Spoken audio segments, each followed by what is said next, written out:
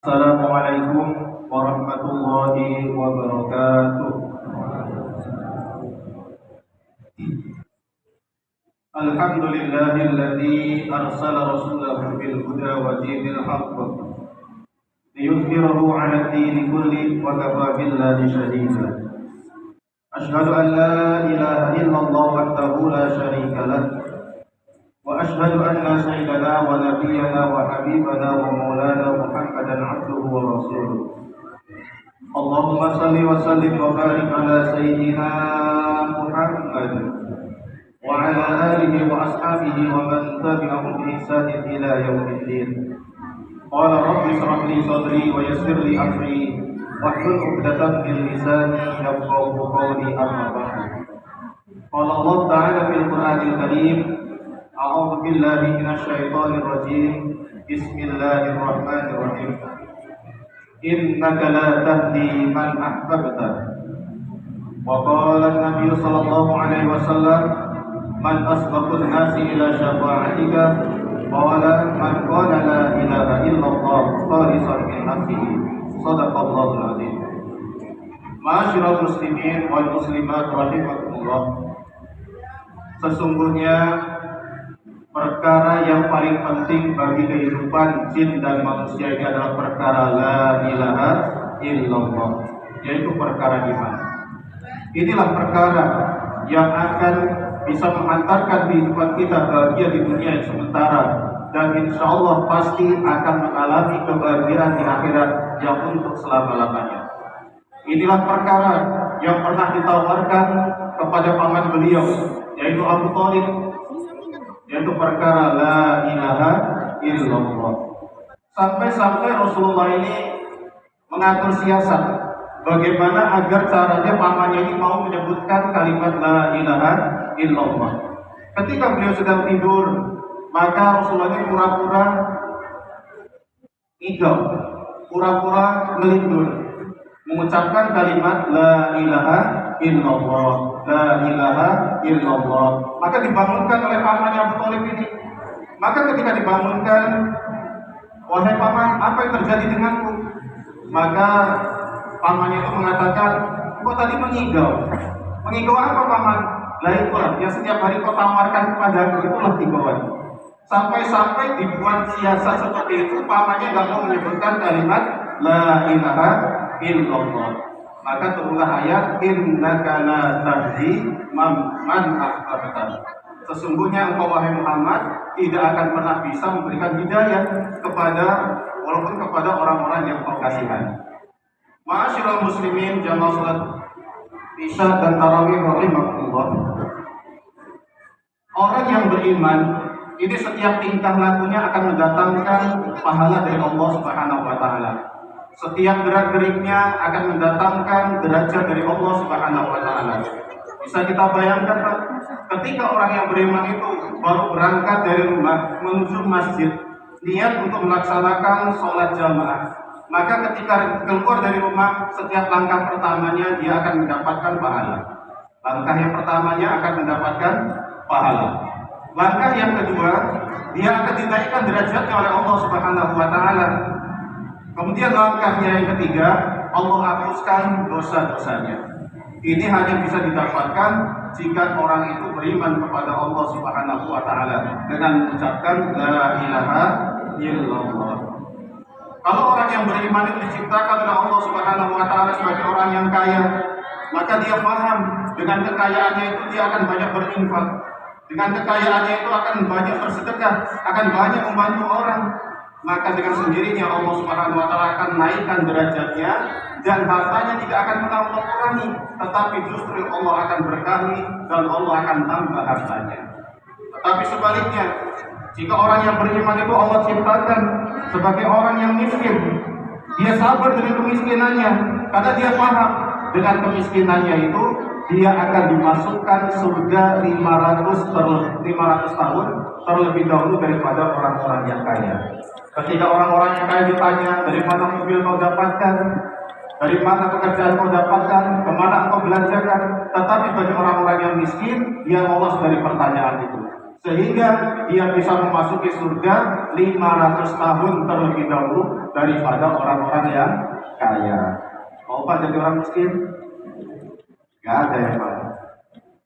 Kalau ditakdirkan jadi orang miskin gak apa-apa, diterima insya Allah setengah hari atau 500 tahun terlebih dahulu masuk surga daripada orang-orang yang kaya. Kemudian jika orang yang beriman itu Allah ciptakan sebagai orang yang sehat, dia gunakan kesehatannya untuk selalu taat kepada Allah dengan beribadah kepada Allah, maka dengan sendirinya, dengan kesehatannya itu Allah akan naikkan derajatnya. Setiap tingkah lakunya akan mendatangkan pahala dari Allah Subhanahu wa Ta'ala. Tetapi sebaliknya, Pak, jika orang yang beriman itu Allah ciptakan sebagai orang yang penyakitan atau sakit-sakitan, tetapi dia sadar, dia sabar atas penyakitnya itu, maka Allah Subhanahu wa Ta'ala akan menggugurkan seluruh dosa-dosanya. La ilaha illallah. Ma'asyiral muslimin wal muslimat rahimakumullah. Ketika orang yang beriman itu sudah memasuki masjid, maka dia masuk dengan melangkahkan kaki kanannya.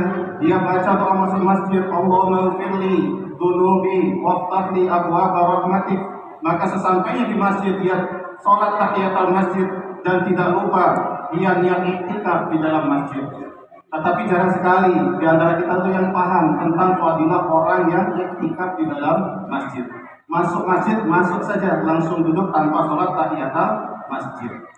Tetapi bagi orang-orang yang beriman, dia paham ketika masuk ke dalam masjid, dia niat iktikaf. Nawaitu iktikaf fi hadzal masjidi sunnatan lillahi ta'ala. Ya Allah, saya niat iktikaf di dalam masjid ini sunnah karena Allah Ta'ala. Jaminannya apa? Allah Subhanahu wa Ta'ala akan jauhkan dia dari neraka sejauh 3 parit. Satu paritnya jaraknya antara langit dan bumi. La ilaha illallah. Hadirin maka Allah Subhanahu wa Ta'ala. Kemudian bagi orang-orang yang beriman ini, ketika dia sudah berada di dalam masjid, dia tunggu azan berkumandang. Ketika azan berkumandang, Allahu Akbar, Allahu Akbar, lalu dia jawab dengan perkataan yang sama, dengan kalimat Allahu Akbar, Allahu Akbar. Maka kata Nabi, wa inna kunna bi kulli harfin alfi darajatan. Siapapun yang mengucapkan sebagaimana ucapan muadzin, maka dari setiap hurufnya akan mendatangkan 1.000.000 derajat. Mau Pak? Allahu Akbar berapa huruf? 8 huruf. Dikali 1 berarti 8 juta. Tetapi Sayyidina Umar protes, ya Rasul, hazalin nifa, hazalin nisa, wa kaifa lirrajul? Ini untuk perempuan 1 juta derajat ini ya Rasul. Bagaimana dengan laki-laki? Bagi yang siapa yang menjawabnya? Maka Rasulullah mengatakan bagi laki-laki pahalanya 2 kali derajat, yaitu 2 juta derajat. Setiap kalimat Allahu Akbar akan mendapatkan 16 juta derajat. Siapapun yang menjawab azan. Kemudian ketika muadzin mengucapkan asyhadu alla ilaha illallah, kita mengucapkan asyhadu alla ilaha illallah diikuti dengan kalimat raditu billahi rabba wa bil islami dina wa bi muhammadin nabiyya wa rasulah. Siapapun yang ketika ketemu dengan kalimat asyhadu alla ilaha illallah, dia lanjutkan dengan perkataan seperti itu, ghufira lahu ma taqaddama min dzambihi wa ma ta'akhkhar. Dosa-dosanya yang lalu dan dosa-dosanya yang akan datang akan diampuni oleh Allah Subhanahu wa Ta'ala. Alhamdulillah. Jadi ketika ada azan Pak, jangan ngobrol. Kalau umpamanya ngobrol, jawabkan azan itu di dalam hati, minimal di dalam hati. Jadi ketika Allahu Akbar kita jawab Allahu Akbar, asyhadu an la ilaha illallah jawab, dilanjutkan dengan raditu billahi rabba wa bil islami dina wa bi muhammadin nabiyya wa rasulah. Maka dosa kita yang lalu dan dosa kita yang akan datang akan diampuni oleh Allah Subhanahu wa Ta'ala. Bisa kita bayangkan kalau kita jawab 5 kali sehari, kalau umur kita 60 tahun, maka kita seperti bayi yang baru dilahirkan oleh ibu kandung kita, suci dalam keadaan tidak berdosa. Asbab apa? Asbab kita la ilaha illallah. Maka setelah azan berkumandang, selesai berkumandang, maka kita berdoa, Allahumma rabba hadhihi ad-da'wati tammah والصلاة القائمة آت سيدنا محمدا الوسيلة والفضيلة والشرف والدرجة العالية الرفيعة وابعث مقاما محمودا الذي وعدته.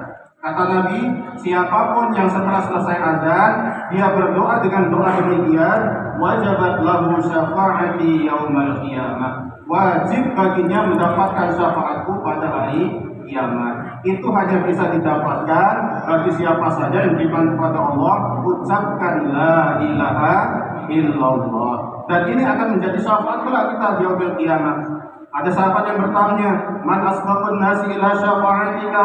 Ya Rasul, siapakah orang yang paling beruntung yang akan mendapatkan syafaatmu pada hari kiamat nanti? Maka Rasulullah menjawab, man qala la ilaha illallah khalisan min nafsihi, yaitu siapa saja yang mengucapkan kalimat la ilaha illallah disertai dengan hati yang ikhlas. Mudah-mudahan tausiah atau kultum singkat ini bisa bermanfaat bagi kita, khususnya bagi kita semuanya yang ketika mendengar suara azan usahakan jangan sampai berbicara, ataupun ketika berbicara minimal ketika menjawab azan boleh di dalam hati, sehingga pahala azan, keutamaan azan, fadilah azan bisa kita dapatkan 5 waktu 5 kali sehari. Insyaallah siap aman? Insyaallah Pak. Mudah-mudahan apa yang bisa akan saya sampaikan ini bisa bermanfaat bagi kita semuanya. Kita tutup dengan doa di qaratul majlis. Subhanallah wa bihamdihi, subhanakallahumma wa bihamdika, asyhadu an la ilaha illa anta, astaghfiruka wa atubu ilaik. Wassalamualaikum warahmatullahi wabarakatuh.